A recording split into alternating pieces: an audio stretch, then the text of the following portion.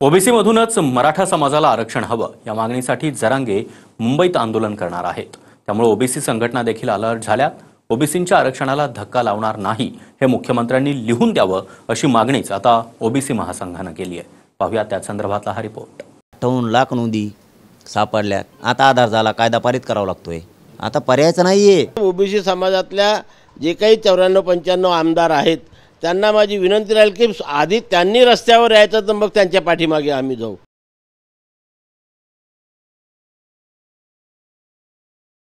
मराठा समाजाला ओबीसी मधून आरक्षण मिळावं यासाठी जरांगेंनी मुंबईमध्ये उपोषणाचं हत्यार उपसल्यानंतर आता ओबीसी संघटनाही आक्रमक झाल्यात।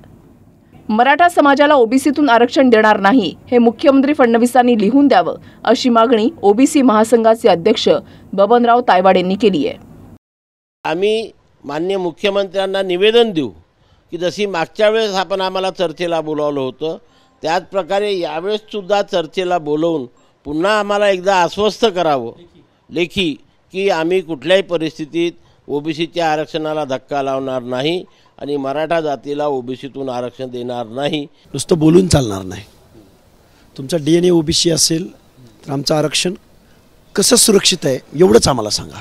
जे हे बोगस कुणबी सर्टिफिकेटद्वारे इन्क्लूड झालेले 57-58 लाख बोगस कुणबी म्हणजे जरांगेंच्या भाषेत हे जर ओबीसीमध्ये इन्क्लूड झाले असतील तर मग या अलुता बलुता भटके विमुक्त जाती जमाती कारू नारू हे या बोगस कुणबी सर्टिफिकेटवाल्यांच्या स्पर्धेत टिकतील का आणि मग ओबीसीचं आरक्षण टिकलं का आणि मग तुम्ही ओबीसींच्या हक्काचं संरक्षण करण्यात सक्सेस झाला का या प्रश्नाचं उत्तर मुख्यमंत्री महोदयांनी आम्हाला द्यावं।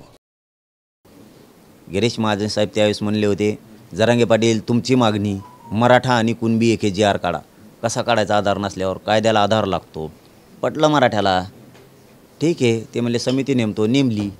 58 लाख नोंदी सापडल्या, 3 खंड केले, सरकारनं स्वीकारले। आता आधार झाला, कायदा पारित करावा लागतोय, पर्यायच नाही। सगळ्या स्वाऱ्यांची अधिसूचना काढली होती, त्याची अंमलबजावणी करावी लागते। आता पर्यायच नाहीये। वेळ देऊन थांबलो, सगळं थांबलो। म्हणजेच आता मराठे हे कुणबीच आहेत ज्या कायद्यावर जरांगे अडून बसलेत आणि निवृत्त न्यायमूर्ती संदीप शिंदेंच्या समितीनं मराठ्यांच्या कुणबी नोंदी शोधण्याचं काम केलं, त्यावर जरांगेंनी बोट ठेवलं। त्यामुळे कायद्यासाठी आधार हवा होता, आता कायदा करा असं जरांगेंचं म्हणणं आहे। तर ज्यांच्या कुणबी नोंदी सापडल्या त्यांना ओबीसीमध्ये घेतलंच आहे। कुणबी नोंदी असलेल्या मराठ्यांना ओबीसीचं जात प्रमाणपत्र दिल्याचं मंत्री बावनकुळेंनी म्हटलंय। काय ठरलं होतं की सर्वेक्षण करा, सर्वेक्षणामध्ये जर तुम्हाला एंट्री आढळल्या तर ओबीसीमध्ये त्यांना घेण्यात आलं। पण या ठिकाणी ज्या पद्धतीचं अरेरावीची भाषा सुरू आहे आणि ज्या पद्धतीनं महाराष्ट्राला या ठिकाणी डाग लावण्याचा प्रयत्न आपण करताय तो डाग या ठिकाणी लावू नका। आणि देवेंद्रजींना एकट्यांना जेव्हा जेव्हा सरकारमध्ये देवेंद्रजी येतात ते देवेंद्रजी मुख्यमंत्री असताना त्यांना टार्गेट करणे हे काही योग्य नाही आहे। मराठा समाजाला सरकारनं स्वतंत्र 10% एससीबीसीचं आरक्षण दिलंय, पण कोर्टामध्ये चॅलेंज झाल्यानं जरांगे ओबीसीतूनच आरक्षणावर ठाम आहेत। त्यामुळे ओबीसी नेत्यांनीही ओबीसी आमदारांना रस्त्यावर उतरण्याचं आवाहन केलंय। मी आझाद मैदानावरच उपोषण करणार, लोकशाही मार्गानं कायद्याचे सगळे नियम पाळून करणार। नुसता खोट्यापणा मराठ्यांतला मोठं होऊ द्यायचं नाही, मराठीचं वाटोळं करायचं असून द्यायचं नाही। त्यामुळे मराठा पूर्ण क्षमतेनं मुंबईकडे निघाला, आता पूर्ण क्षमतेनं सगळे मराठी आणि मराठ्यानं आलं पाहिजे, आता नाही तर कधीच नाही।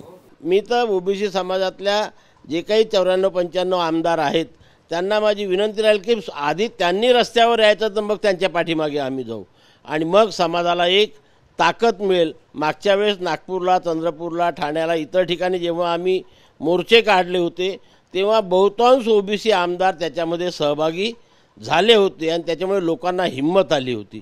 तशाच प्रकारची भूमिका जेवढे ओबीसी समाजाचे आमदार आहे त्यांनी यावेळेसुद्धा पार पाडावी आणि समाजाला एक बळ द्यावं। तर ओबीसी आंदोलक लक्ष्मण हाकेंनी जरांगेंवरून शरद पवारांच्या राष्ट्रवादीवर निशाणा साधला। बीडचे पवारांच्या राष्ट्रवादीचे खासदार बजरंग सोनावणे जरांगेंच्या आंदोलनामध्ये सहभागी होत आहेत आणि स्वतः शरद पवार मंडल यात्रा काढतायत। लोकांना किती मूर्ख बनवणार अशी टीका हाकेंनी केली आहे। आता बजरंग सोनावणे काल म्हटले की मी आंदोलनात सहभागी होणार, झाले पण ते तिकडं मात्र शरदचंद्रजी पवार मंडल यात्रा काढतात। किती ओबीसीला बनवण्याचा हा प्रकार चालू आहे। आणि हे कळत नाही असं यांना वाटतं का? आम्ही आजही मराठ्यांना आरक्षण मिळावं या बाजूचे आहोत आणि आमचं म्हणणं स्पष्ट आहे की ओबीसीच्या आरक्षणाला धक्का न लावता मराठ्यांना आरक्षण मिळालंच पाहिजे आणि तेच शरद पवारांचं मत आहे, तेच पक्षाचं मत आहे, त्याच्या चुकीचं काय? ओबीसींच्या आरक्षणाला धक्का लागू देणार नाही अशी भूमिका सरकारनं घेतलेली आहे. मात्र जरांगेंची मागणीच या उलट आहे. त्यामुळे आरक्षणावरून सरकारची कसरत सुरू झाली आहे. नागपूरहून गजानन उमाटेसह दत्ता कनवटे, TV9 मराठी, छत्रपती संभाजीनगर.